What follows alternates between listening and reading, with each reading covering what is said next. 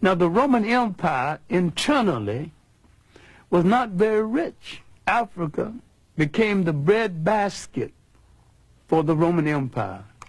And except for Africa, the Roman Empire would not have been able to sustain itself. Now, the Roman presence in North Africa is going to force into being one of the great events in human history.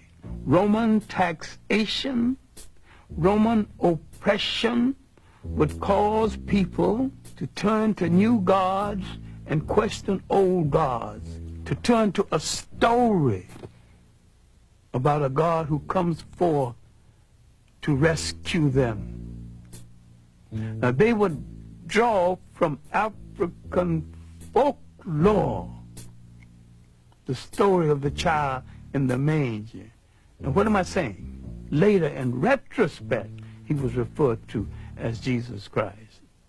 Now, you can argue about the coloration of Christ if you want to, but I can sell that very quick and we can go on to the next subject. Was he a Roman? The answer is no. Was he a Greek? The answer is still no. These were the only European types in that part of the world at the time. If he was neither Roman or Greek, he was one of those other people. And all of those other people were non-European and non-white. And he came from the other people. During that time of Roman dominance, Africans hold high military and administrative posts in the empire. The Romans and the Greeks had no color prejudice comparable to the kind of prejudice we would know later on. Otherwise, why would 3 Africans become emperors of Rome? Why would there be 3 African popes? Finally, Constantine decided to make Christianity the religion of the whole of the Roman Empire.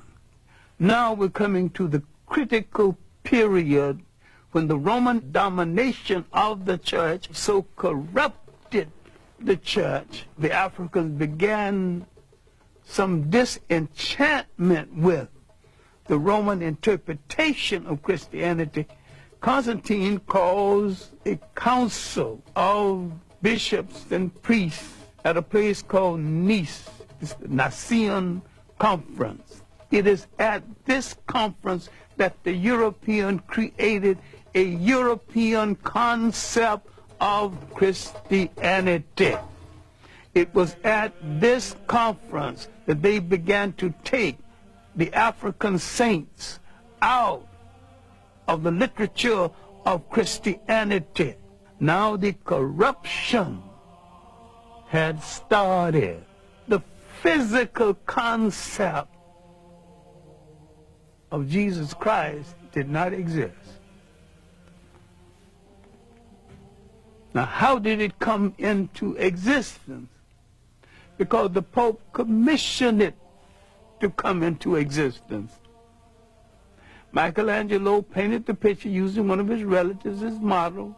And that picture, one of the finest pieces of propaganda ever projected in history, has changed the minds of millions of people as who's supposed to represent God, whoever he or she is, and I have no problem with the she.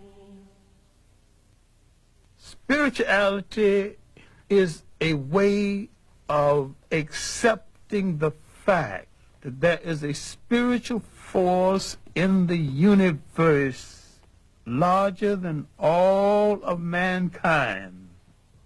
But someone had to come along and invent a word called God. And someone had to say of another God and say, mine is better than yours.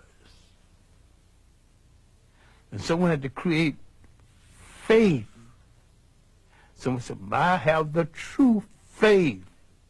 Religion is the organization of spirituality into something that became the handmaiden of conquerors. Nearly all religions were brought to people and imposed on people by conquerors and used as the framework to control their minds. My main point here is that if you are the child of God and God is a part of you, then in your imagination, God's supposed to look like you. And when you accept a picture of the deity assigned to you by another people, you become the spiritual prisoners of that other people.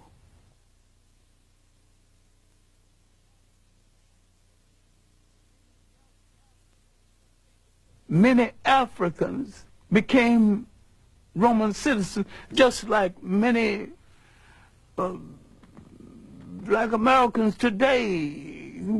I have nothing to do with Africa. I'm an American. I'm a citizen. I'm an American.